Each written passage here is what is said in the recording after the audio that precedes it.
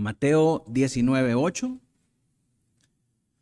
Esto es lo que Dios habla a su pueblo en esta mañana. Él les dijo: por la dureza de vuestro corazón, Moisés os permitió repudiar a vuestras mujeres, mas al principio no fue así. Oremos al Señor. Nuestro buen Dios, Padre de bondad y de misericordia, al acercarnos a tu palabra, te pedimos que sea ella quien hable a nuestros corazones y cambie la dureza que hay en ellos a causa del pecado. Ayúdanos, Señor, a escuchar con oídos circuncidados, a ser obedientes para retener y practicar lo que en ella nos mandas, para que haciendo esto podamos vivir matrimonios y vidas fieles que reflejen el diseño perfecto tuyo y que al mismo tiempo experimentemos el deleite del contentamiento cristiano en ellas. En Jesús, tu Hijo amado, pedimos todas estas cosas. Amén. Con esta enseñanza, mis hermanos, llegamos ya al final de esta serie acerca de Jesús y el divorcio. Y a lo largo de estos estudios, usted recordará, hemos considerado el diseño original de Dios para el matrimonio, la realidad del pecado que afecta la relación entre el esposo y la esposa, la enseñanza de nuestro Señor Jesucristo acerca del divorcio y el recasamiento, y las limitadas circunstancias en las que la Escritura reconoce que un pacto matrimonial puede ser disuelto.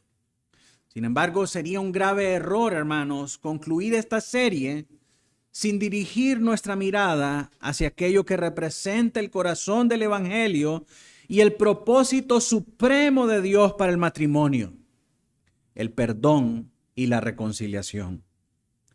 Debemos reconocer que el camino del perdón y la reconciliación no es el camino más fácil. Lo más sencillo es rendirse.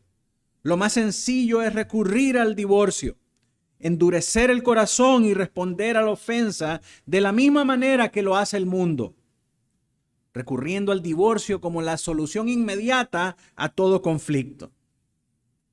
Sin embargo, los discípulos de Cristo, mis hermanos, no estamos llamados a seguir el patrón de una cultura que considera desechables los compromisos, sino estamos llamados a someternos al consejo completo de su palabra.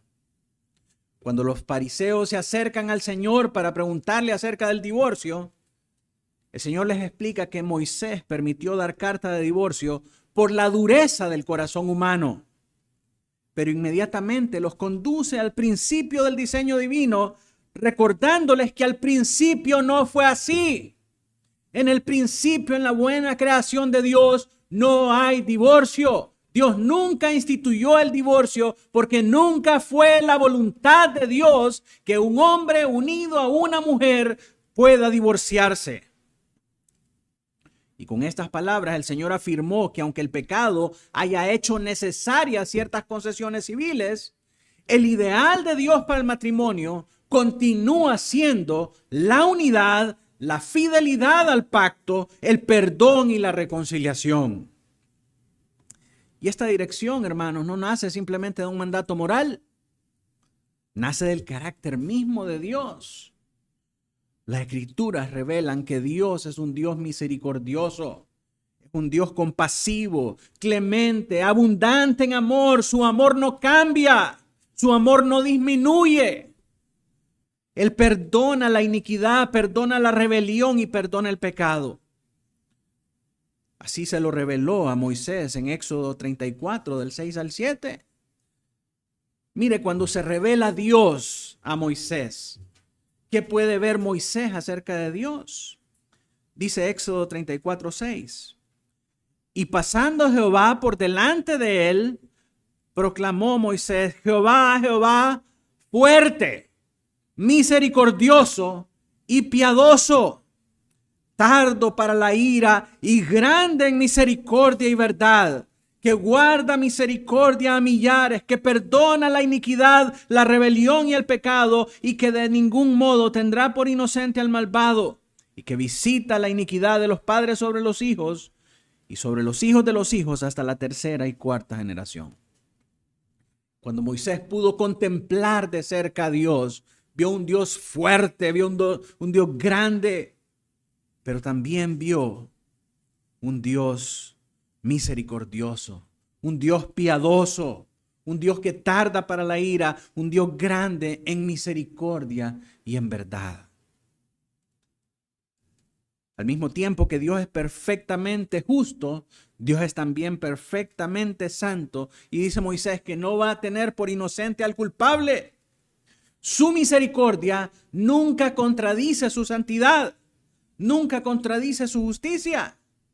Y precisamente porque nosotros hemos recibido una gracia tan inmerecida, es que el Señor nos llama a reflejar ese mismo carácter en nuestras relaciones. Así como Dios es con nosotros, misericordioso, piadoso, lento para la ira, grande en misericordia, en perdonarnos, hermanos, nuestras más grandes ofensas.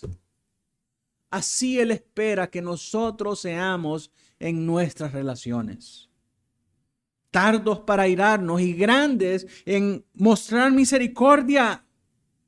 Por esa razón el Nuevo Testamento exhorta continuamente a los creyentes a perdonarse mutuamente. Pablo escribe en Efesios 4:32.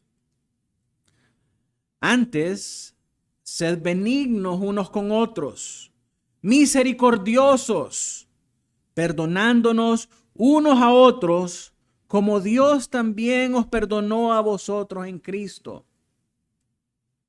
Entonces tenemos dos razones aquí por qué nosotros tenemos que perdonar. La primera es porque el carácter de nuestro Dios es perdonador. Si nosotros queremos imitar a nuestro Dios, de quien somos y a quien pertenecemos, debemos imitar su carácter. ¿Y su carácter cómo es? Perdonador. Y en segundo lugar, nosotros debemos perdonar porque hemos recibido perdón.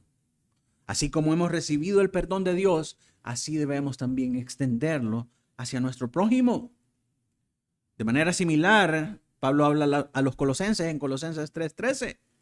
Dice, soportándoos unos a otros y perdonándoos unos a otros si alguno tuviere queja contra otro.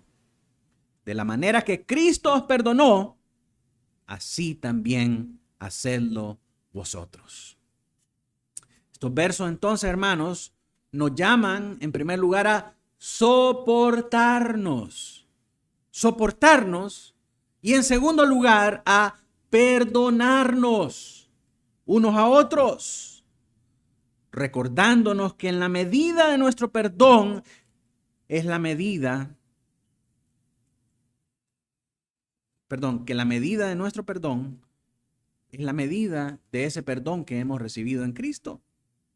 Estas exhortaciones que habla Pablo no están excluidas del matrimonio. Porque es fácil venir y perdonar a los hermanos, ¿verdad? Hermano, fíjate que te causé una ofensa. Ah, bueno, hermano, no hay problema. Y aquí en la iglesia nos perdonamos todos. Pero en casa, ¿qué pasa? Estas instrucciones también abarcan el matrimonio, no lo excluyen. Por el contrario, es en el matrimonio donde encuentran el escenario más importante y más frecuente para poder practicar el perdón. Porque a los hermanos los mira 1 o 2 veces por semana, pero con su esposa pasa todos los días. Entonces el matrimonio es el escenario más importante en donde esta instrucción que nos da el Señor en el Nuevo Testamento puede practicarse con más frecuencia.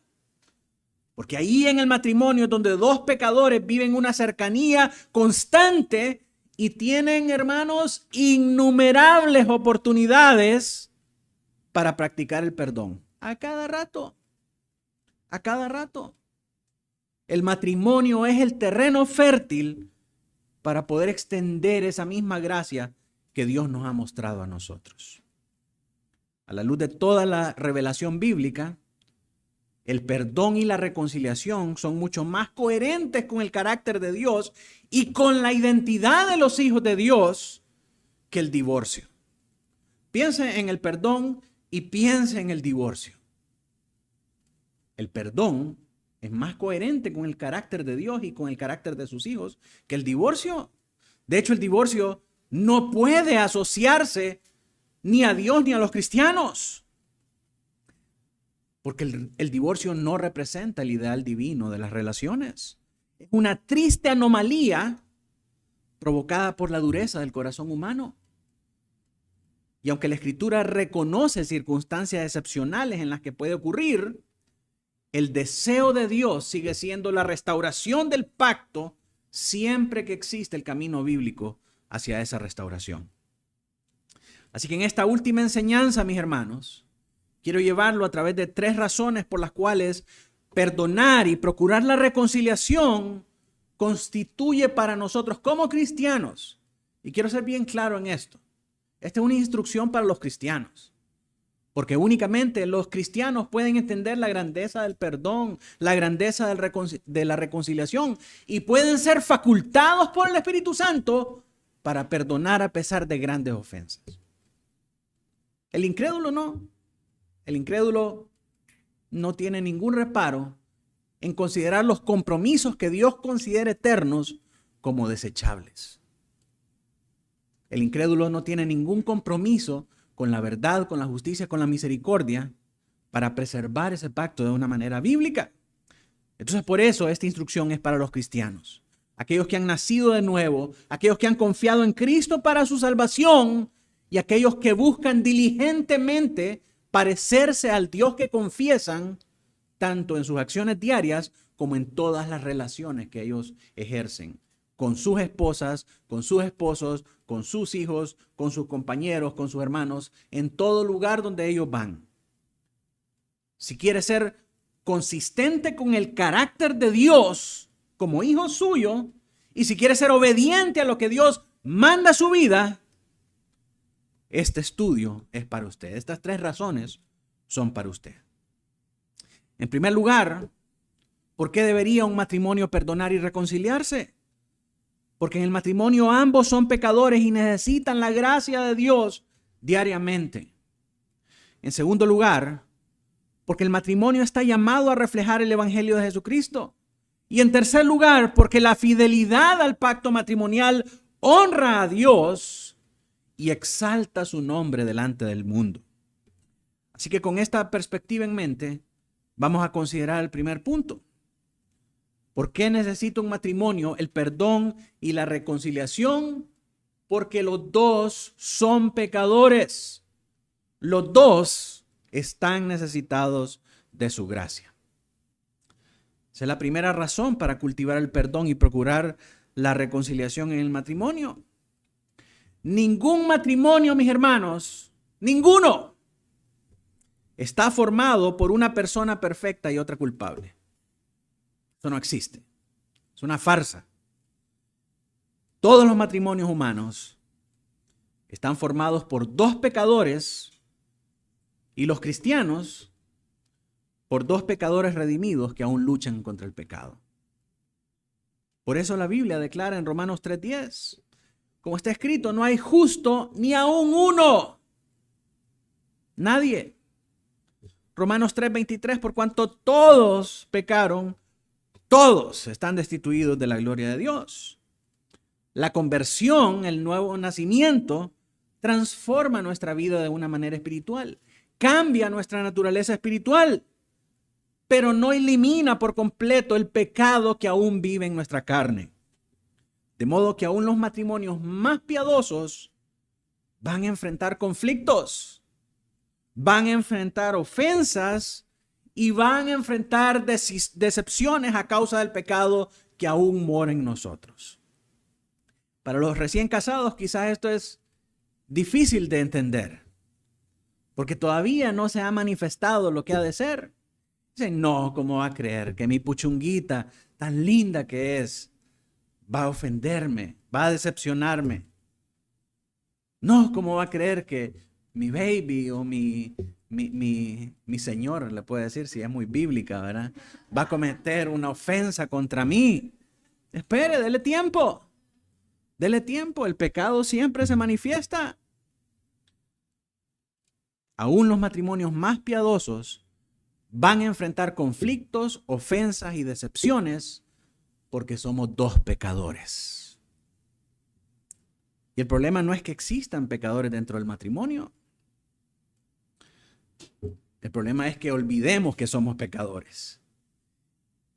Y con mucha más frecuencia olvidamos eso, que seguimos siendo pecadores. Y es fácil convertirnos en jueces severos de las faltas del cónyuge mientras justificamos las nuestras. Cada vez que me ha tocado, mis hermanos, abordar un conflicto matrimonial, siempre hay un cónyuge que culpa al otro. Y viceversa, uno le echa la culpa a otro y el otro le echa la culpa al otro. Nunca hay uno que dice, sí, de verdad que fue mi culpa. Salvo cuando alguien ha sido sorprendido en alguna falta, ¿verdad? Cuando ya no lo puede ocultar y ya se le cayó el teatro, la máscara y se sabe que es culpable. Ahí sí, ya no tanto. Pero aún así, aunque sabe que no puede culpar al cónyuge, siempre busca culpar otra cosa.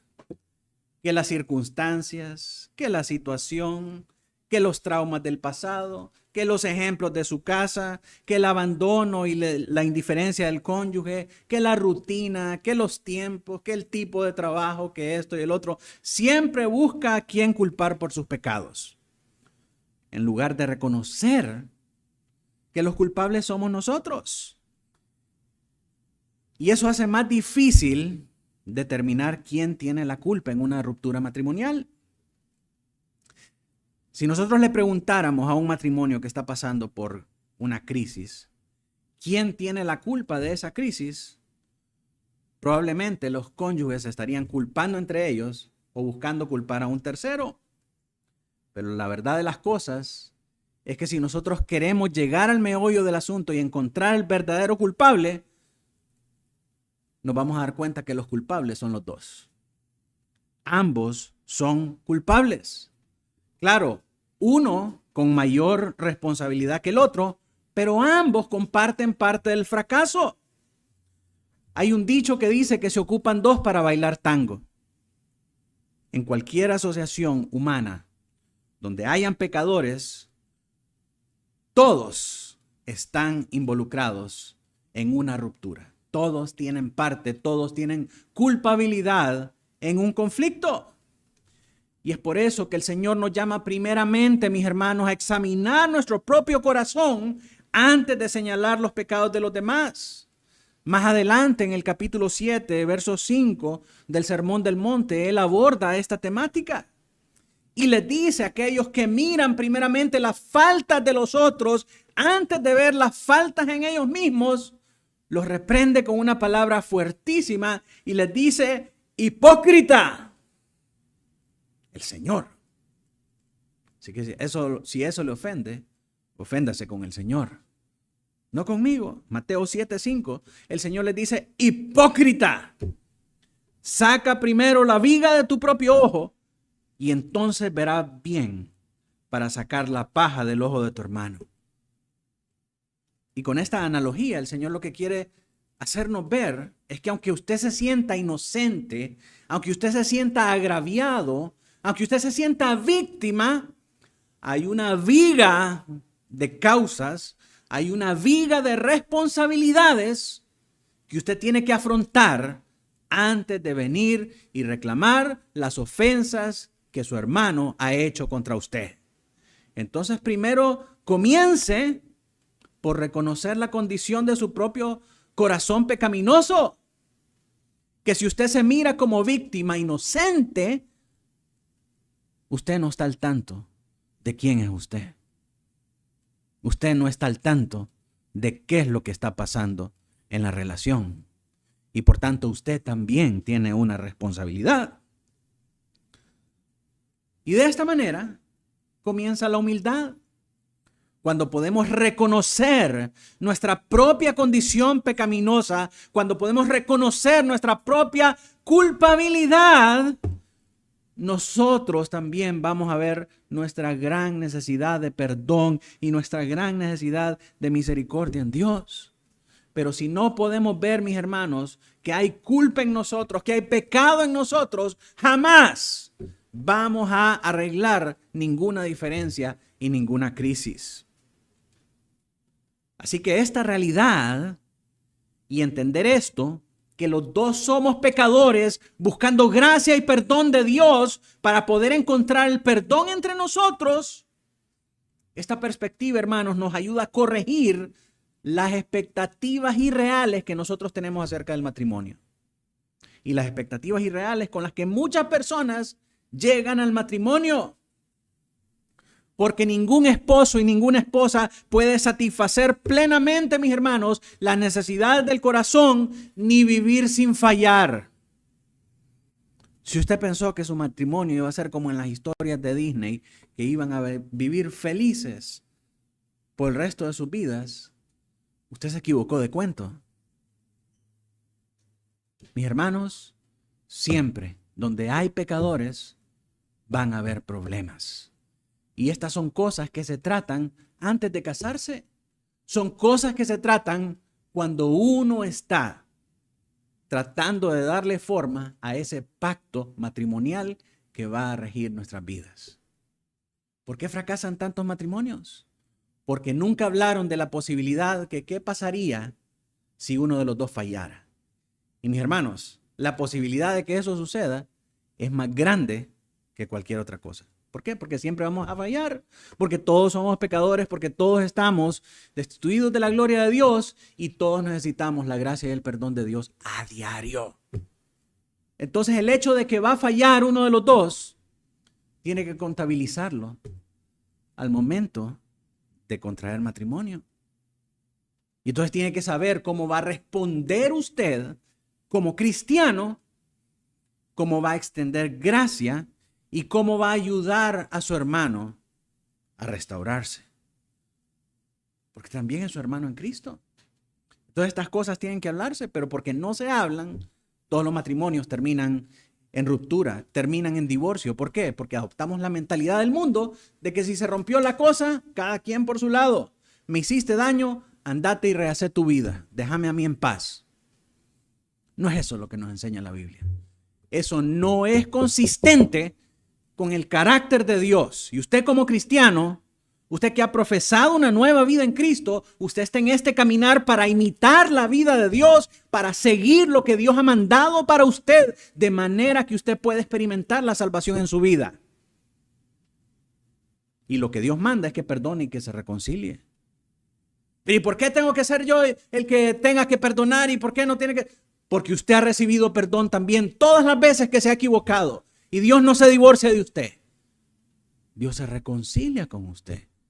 Dios lo trae para que usted se reconcilie. Dios lo trae para que experimente perdón y restauración. Eso es lo consistente con la vida cristiana. Eso es lo consistente con el carácter de Dios. Así que esta perspectiva corrige nuestras expectativas irreales. Solo Cristo es perfecto cuando entendemos que nuestro cónyuge sigue librando una batalla contra el pecado y puede fallar.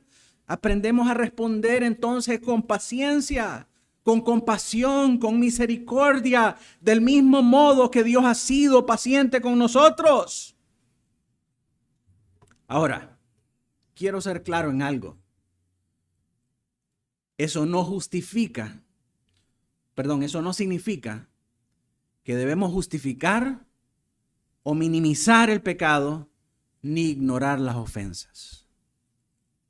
Si alguien viene y falla contra usted, no es, no importa, mi amor, si eso, somos humanos y somos pecadores y nos equivocamos. No importa, esa es tu naturaleza caída, sigue adelante y busca al Señor. No vamos por ninguna manera a tolerar ni a justificar el pecado en otras personas, ni a ignorar las ofensas. La gracia de Dios nunca justifica el pecado, nunca justifica el mal. Y Pablo plantea esto a los romanos porque les dice, donde abundó la gracia, donde abundó el pecado, sobreabundó la gracia. Entonces habían unos pícaros que estaban diciendo, bueno, pues pequemos para que abunde la gracia. Y Pablo los aborda con esa misma situación y les dice, Romanos 6, del 1 al 2, ¿qué pues diremos? ¿Perseveraremos en el pecado para que la gracia abunde? En ninguna manera. Porque los que hemos muerto al pecado, ¿cómo viviremos aún en él? Cualquiera que diga o que minimice la ofensa del pecado, que justifique el pecado, no ha nacido de nuevo, no es cristiano. Porque en el momento en que un cristiano cae en pecado, en ese momento hay un dolor real y profundo que embarga su vida y su corazón y lo hace darse cuenta de lo que ha fallado delante de Dios y delante de su cónyuge. La gracia no justifica el pecado, mis hermanos. La gracia nos lleva a confesar el pecado, a abandonar el pecado y a confrontarlo bíblicamente para luchar y erradicarlo de nuestra vida. Sin embargo, el arrepentimiento florece mejor en un ambiente donde exige gracia y no una condenación constante. Sí, la gracia nos lleva a nosotros a ver que pecamos, a ver que fallamos, pero también a arrepentirnos y a luchar contra ese pecado. La gracia nos lleva como víctimas o como ofendidos a perdonar, a restaurar, a amar, a trabajar juntos en recuperar la legitimidad de ese pacto delante de Dios. Pero ese arrepentimiento, ese perdón y esa reconciliación florecen mejor en un ambiente donde hay gracia y no donde hay constante señalamiento, constante condenación, constante juicio y constante falta de paciencia, de intolerancia y de perdón. Cuando uno de los dos está constantemente señalando y acusando y diciendo, recordándole al pecador sus faltas, la oportunidad del arrepentimiento, mis hermanos, es cada vez más lejana. En lugar de eso, lo que se está promoviendo es la culpa. Dígame, ¿cómo se sentiría usted que el Señor trajera constantemente a memoria cada vez que ora, pone delante de usted los pecados que usted cometió contra Él? Pero ¿por qué nos arrepentimos? ¿Por qué nos alejamos del pecado? ¿Por qué buscamos luchar? ¿Y por qué consideramos el pecado repugnante? Porque hemos experimentado gracia y gracia sobre gracia, dice Juan. Porque siendo viles pecadores, mereciendo la condenación del infierno, Dios nos dio perdón, amor y gracia. ¿Cómo podemos fallarle a ese Dios tan amoroso? Por amor buscamos arrepentirnos, por amor buscamos alejarnos del pecado, porque no merecíamos eso, pero a pesar de no merecer su amor, Él nos lo dio. Entonces ahora queremos amarlo con un corazón agradecido. Pero si todo el tiempo estuviéramos recibiendo condenación y condenación y condenación, más bien la culpa nos haría alejarnos de la reconciliación, nos haría alejarnos de buscar el perdón. Por eso la reconciliación florece mejor en un ambiente de gracia. Y con ese ambiente de gracia, mis hermanos, yo no estoy diciendo, ignore lo que pasó. Haga como que si nada pasó y ya ponga cara bonita. No. El pecado deja cicatrices. El pecado tiene consecuencias. Y probablemente después de una falla moral, una relación no sea la misma. Pero porque está herido o porque siente las consecuencias del pecado, no le da derecho para estar acusando constantemente y para no extender gracia hacia la parte ofensora. El verdadero perdón busca la restauración de la relación. No es simplemente enmascarar el pecado y pretender que nunca pasó. No, se trata de restaurar. Se trata de llevar a esa persona a Cristo. Se trata de ayudarle a perseverar en la fe. Se trata de reconstruir a partir del daño. Y el fundamento de ese perdón, mis hermanos, se encuentra en el Evangelio. Dios nos perdonó una deuda infinitamente mayor que cualquier ofensa que nosotros podamos recibir dentro del matrimonio. Cualquier ofensa que su cónyuge pueda hacer contra usted, jamás va a ser mayor que la ofensa suya contra Dios. Jamás. Nada de lo que su cónyuge haga va a ser mayor que la manera en cómo usted le ha fallado a Dios. Acuérdese eso. Sin embargo, Cristo cargó con nuestros pecados y nos reconcilió con el Padre, no porque lo mereciéramos, no porque fuéramos especiales, sino por pura gracia. Por eso en Mateo 18 el Señor enseña, mediante la parábola aquella del siervo despiadado, que quien ha recibido un perdón tan grande no puede negarse a extenderle ese perdón a los demás. En consecuencia, la reconciliación, mis hermanos, comienza primero mirando a Dios antes que al cónyuge. Cuando recordamos cuánto hemos sido perdonados en Cristo, desaparecen el orgullo y el deseo de tener siempre la razón. Ese es el primer paso hacia un matrimonio que honra al Señor.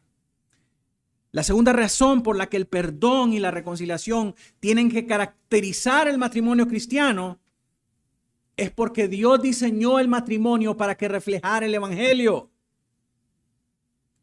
Más que un medio para alcanzar la felicidad de los esposos, el matrimonio existe para manifestar la relación de pacto que hay entre Cristo y su iglesia. Esto ya lo hemos visto, esto es lo que dice Pablo en Efesios 5:32. Grande es este misterio, mas yo digo esto respecto a Cristo y de la iglesia. Y recordemos que Pablo está haciendo una analogía acerca de el Señor Jesucristo y la iglesia, que así como Cristo se entregó amorosamente por ella, así el esposo debe de entregarse de la misma manera, y así como la iglesia está sujeta a Cristo, así también las esposas tienen que estar sujetas a su marido. Y al final de toda esa disertación de Efesios 5, Pablo dice, grande es este misterio, y yo digo esto con respecto a Cristo y de la iglesia. O sea, el matrimonio tiene una estrecha relación con el Evangelio. Es una representación, es un reflejo del Evangelio. Si el matrimonio refleja el Evangelio, entonces el perdón refleja el carácter de Cristo. Porque no puede haber Evangelio, mis hermanos, sin perdón de los pecados. Nuestro Señor, y recordemos esto, nuestro Señor no amó a una iglesia perfecta, no amó a una iglesia infalible. De hecho, mis hermanos, cuando vemos todo el Antiguo Testamento y vemos la caracterización que hace Dios acerca de su pueblo, siempre la pone como una mujer infiel, como una mujer que no vale nada. Pero a pesar de eso, el Señor la ama, el Señor la limpia su nombre, le da estatus, le da una relación y entra en pacto con ella. La iglesia que el Señor ama no es una iglesia perfecta, es una iglesia infiel, es una iglesia imperfecta. Pero aún así Él amó y entregó su vida por ella. De la misma manera, los esposos están llamados a extender gracia porque ellos mismos han sido inmensamente perdonados por Dios. Perdonar nuevamente no significa minimizar el pecado ni ignorar el dolor causado, sino renunciar al resentimiento y responder con la misma misericordia que Cristo mostró hacia nosotros. Cuando un matrimonio practica el perdón bíblico, está proclamando que la cruz tiene poder para vencer el pecado y para restaurar relaciones. Y eso no significa que van a volver a ser como antes, sino que van a hacer algo completamente nuevo y mejor. ¿Sabe por qué? Porque esta vez la relación no va a estar construida sobre expectativas irreales. Cuando hay perdón y reconciliación, hay una cercanía más íntima, porque la relación está construida sobre la verdad. Y la verdad es que somos débiles y fallamos. Y por eso nos necesitamos mutuamente para ayudarnos a ir a Cristo todas las veces que sea necesario. La reconciliación también glorifica a Dios porque hace visible la obra reconciliadora de Cristo. Y como leímos en nuestra lectura congregacional esta mañana, hemos sido encomendados con el ministerio de la reconciliación. El Evangelio anuncia que Dios reconcilió consigo mismo a pecadores por medio de la muerte de su Hijo. Cuando un esposo y una esposa, después del arrepentimiento y el perdón, restauran la comunión, ellos están demostrando que la gracia de Dios es más poderosa que el orgullo.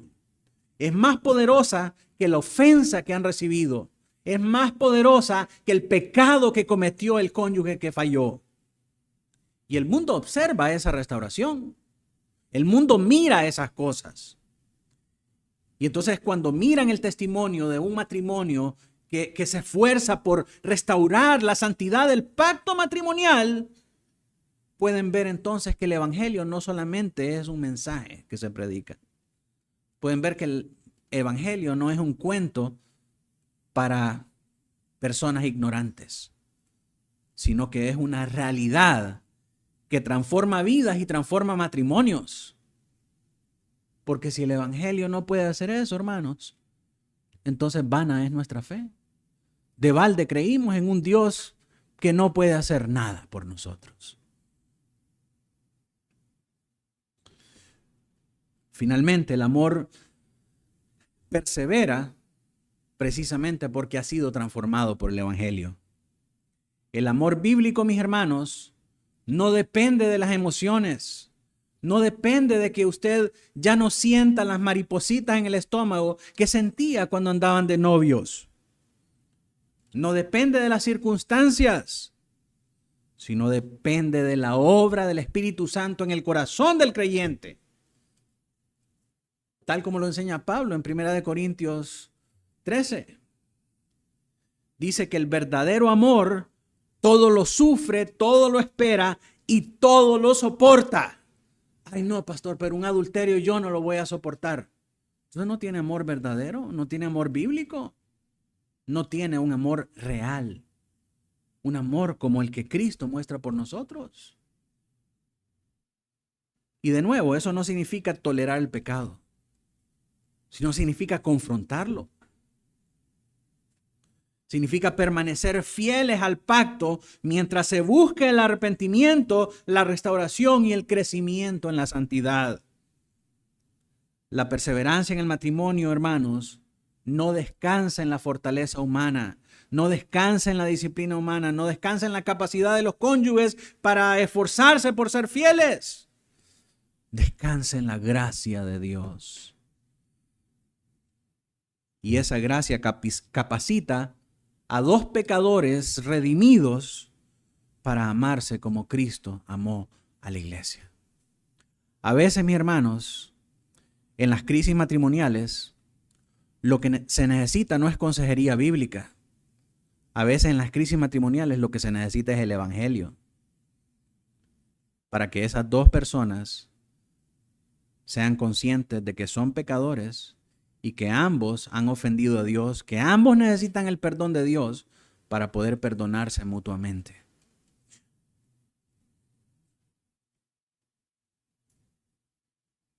Cuando un matrimonio perdona, busca la reconciliación y persevera en el amor, está exhibiendo el Evangelio delante del mundo.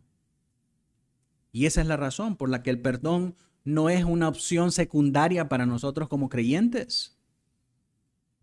Es una expresión necesaria de la gracia que nosotros mismos hemos recibido de Cristo. La tercera razón por la que el perdón y la reconciliación deben de caracterizar el matrimonio cristiano es porque la fidelidad honra el pacto. La fidelidad al pacto honra a Dios. El matrimonio, mis hermanos, no es simplemente un contrato entre dos personas. Un pacto establecido por Dios y celebrado delante de Dios. Por eso, la manera en la que los esposos se esfuerzan por cuidar ese pacto refleja su amor y su obediencia por el Señor. Permanecer fieles aún en medio de las dificultades exalta el carácter de un Dios que siempre cumple las promesas.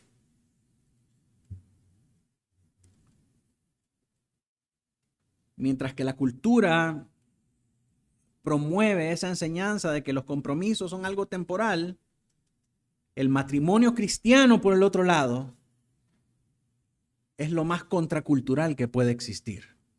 Porque el matrimonio cristiano está llamado a ser un testimonio de fidelidad. Por un lado, el mundo responde a los conflictos abandonando el pacto. La cosa ya se puso muy difícil. ¿Sabes qué? Mejor dejémonos. Abandonémonos. Pero los creyentes son llamados a tomar el camino duro, el camino angosto, el camino difícil. Perseverar a pesar de las dificultades, confiando que la gracia de Dios puede restaurar lo que el pecado ha dañado. Pero ¿cómo, pastor? Explíqueme. No sé. Pero ahí es donde se manifiesta el poder de Dios. Y mis hermanos, si nosotros creemos en Dios, si nosotros creemos en el poder de Dios, nosotros podemos creer que Dios puede hacer cosas nuevas. Cosas que ojo no ha visto y que oído no ha escuchado, son las que Dios ha preparado para su pueblo. Ese es el Dios que creemos, ese es el Dios que confesamos. Confiamos que la gracia de Dios puede restaurar todo aquello que el pecado dañó.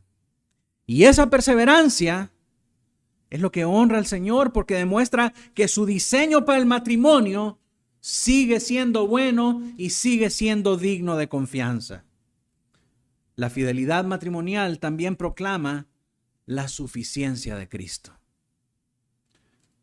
Ningún esposo o esposa puede permanecer fiel únicamente por sus propias fuerzas. Es Cristo quien sostiene a su pueblo y capacita a todos los creyentes para obedecer. Cuando un matrimonio enfrenta pruebas, practica el perdón y persevera buscando la reconciliación, está anunciando que el Evangelio tiene el poder para transformar los corazones y sostener el pacto matrimonial. La esperanza del matrimonio cristiano, hermanos, no descansa en la perfección de los esposos, sino en la fidelidad inquebrantable del Señor Jesucristo. Así como el Señor Jesucristo nunca abandona a su iglesia, los esposos son llamados a reflejar esa misma fidelidad en su relación. Cada decisión de perdonar, de perseverar y de honrar el pacto matrimonial proclama al mundo que Cristo es suficiente y que su gracia sostiene a todos aquellos que confían en Él. De esta manera, mis hermanos, un matrimonio fiel no solo fortalece su hogar, sino que glorifica a Dios y da un poderoso testimonio del Evangelio. Con esta enseñanza, entonces, concluimos esta serie sobre Jesús y el divorcio. Y quisiera pensar entonces ahora en algunas aplicaciones. ¿Por qué debemos perdonar y procurar la reconciliación? Porque todos somos pecadores y todos dependemos de la gracia de Dios. Ninguno de nosotros puede presentarse delante del Señor reclamando justicia para sí mismo. Mire, si usted va delante del trono para exigir que el Señor le haga justicia, en este mismo momento el Señor, si quisiera ser justo en su causa, lo mataría. Lo mataría. Entonces no le pida su justicia a Dios. Pídale la justicia de Cristo. Porque en la justicia de Cristo hay perdón. En la justicia de Cristo hay salvación. En la justicia de Cristo hay gracia. Porque no sabemos lo que estamos pidiendo. Y cuando pedimos justicia para nosotros, realmente estamos diciéndole a Dios que nos dé lo que nosotros merecemos. Y lo que nosotros no merecemos no es nada bueno. Sus pecados nunca van a ser menores que la ofensa que usted ha recibido de alguien más. Sus pecados son mayores delante de Cristo. Todos nosotros merecemos la muerte. Todos nosotros merecemos la condenación. Pero gracias a la justicia de Cristo, hemos recibido gracia y gracia sobre gracia. Así que ninguno de nosotros puede presentarse delante del Señor reclamando justicia para nosotros mismos, porque todos hemos sido perdonados de una deuda infinita por medio de Cristo. Si Dios nos ha mostrado tanta misericordia, mis hermanos, también nosotros tenemos que extender esa misma gracia a todos aquellos que nos han ofendido. Además, el perdón y la reconciliación permiten que el matrimonio cumpla el propósito para el cual fue creado: reflejar el evangelio del Señor Jesucristo. Cada vez que un esposo y una esposa se arrepienten, se perdonan y perseveran en la fidelidad al pacto, proclaman al mundo que Cristo sigue reconciliando pecadores consigo mismo y que su gracia sigue siendo suficiente para transformar vidas. Un matrimonio fiel no solo beneficia a la familia, glorifica a Dios porque da testimonio de su amor inquebrantable y de su fidelidad eterna. Así que, si alguno escucha esta enseñanza en esta mañana y reconoce que ha pecado quebrantando el pacto matrimonial, ya sea mediante un divorcio pecaminoso o por haber endurecido su corazón contra su cónyuge, la respuesta bíblica no es justificar el pecado. La respuesta bíblica tampoco es considerar desechable el pacto que ha hecho delante de Dios, sino arrepentirse.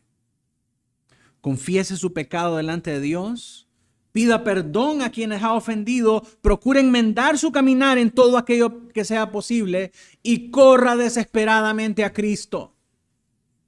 No hay pecado tan grande que la sangre del Señor Jesucristo no pueda limpiar cuando hay un arrepentimiento genuino. Pero si usted ha sido el ofendido, recuerde también cuánto le ha perdonado Dios. Tal vez las heridas sean profundas y tal vez el camino a la restauración requiera tiempo y requiera también sabiduría. Pero no permita que la amargura eche raíces en su corazón. El Señor le llama a perdonar, así como Él mismo le ha perdonado en Cristo. Y de nuevo, ese perdón no niega la gravedad del pecado, pero sí renuncia al resentimiento. Y entonces cuando renunciamos al resentimiento, estamos dejando espacio para que la gracia de Dios pueda obrar donde hay arrepentimiento verdadero. Pero si el resentimiento y la amargura están en nuestros corazones, la gracia de Dios no puede obrar. Entonces necesitamos despojarnos de esa amargura perdonando para que la gracia de Dios pueda abonar el suelo donde va a crecer el arrepentimiento. A todos los matrimonios que están aquí hoy, recuerden que su relación nunca ha existido únicamente para su propia felicidad. Dios los unió para que pudieran reflejar el evangelio delante de sus hijos, delante de la iglesia y delante del mundo. Cada acto de paciencia, cada confesión sincera, cada reconciliación, cada decisión de permanecer fieles al pacto, anuncia que Cristo vive y continúa restaurando vidas, transformando corazones. Piensen más allá de ustedes mismos y procuren que su matrimonio sea una ventana por la cual otros puedan contemplar la gloria de Dios. Maridos, que otros puedan ver a Cristo en ustedes por la manera en la que sirven sacrificialmente a una esposa imperfecta. Mujeres, que los demás puedan ver a Cristo en usted a través de una esposa que se sujeta a un marido imperfecto. Que en ese perdón, en esa reconciliación, podamos evidenciar la gracia del Señor Jesucristo en medio de nosotros. Y finalmente, si usted aún no ha venido a Cristo, debe saber que el mensaje de esta serie no se trata únicamente del matrimonio. En realidad habla de una necesidad mucho más profunda: nuestra propia reconciliación con Dios. Porque todos hemos pecado contra Él y todos necesitamos su perdón. La buena noticia del Evangelio es que Jesucristo vivió la vida perfecta que nosotros no pudimos vivir.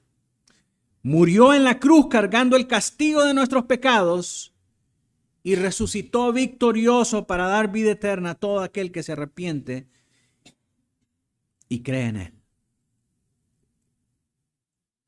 Si hoy reconoce su pecado, no endurezca su corazón. Arrepiéntase, pida perdón a Dios y a quienes ha ofendido. Abandone su pecado y venga a Cristo, porque en Él va a encontrar el perdón completo, la reconciliación con Dios y la gracia necesaria para vivir una vida nueva para su gloria.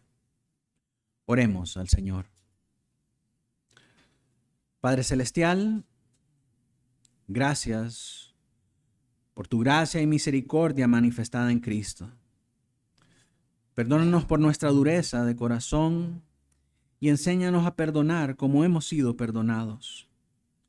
Enséñanos a pedir perdón con humildad y a procurar la reconciliación.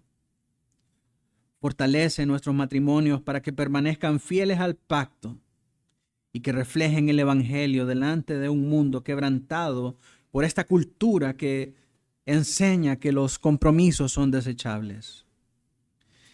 Y si alguno aún está lejos de ti, concédele el arrepentimiento y la fe para correr a Cristo y recibir en Él perdón, gracia y vida nueva. En el nombre de nuestro Señor Jesucristo. Amén y amén.